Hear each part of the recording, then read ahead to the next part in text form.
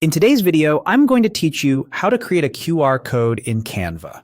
Let's jump right in. Open your design in Canva. This can be anything from a flyer to a business card or a social post. On the left-hand side of your screen, you'll see the main toolbar. Hover your cursor over the Elements panel to reveal its search bar and options. This is where we'll find the built-in QR tool.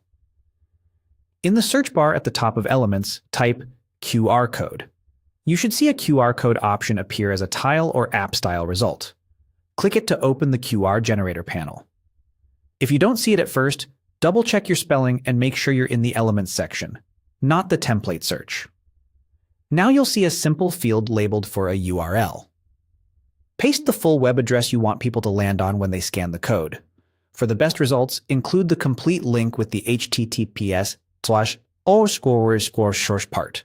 Before you paste, it's worth quickly verifying the link in your browser so you know it loads correctly and doesn't redirect somewhere unexpected. You can use any public link here, your website, a product page, a calendar booking link, or a shareable document. Just keep in mind that anyone who scans will see exactly what you paste, so avoid private or time-limited links you don't intend to share broadly. Once your URL is in place, click Generate Code. Canva will create your QR and drop it directly onto your canvas. If your internet is a bit slow, give it a second to appear, or click Generate again if nothing shows up. The code that appears is ready to use as is, and it behaves like any other object in your design. You can move it, align it with your layout, and position it where it's most visible. A few quick tips to help your QR scan reliably. Keep good contrast. A dark QR on a light background is ideal. Avoid placing it over busy patterns or images. Leave a little clear space around the code so scanners can lock on. That quiet zone is important. Make the code large enough for your intended use. Print pieces typically need a bigger QR than a social post viewed on a phone.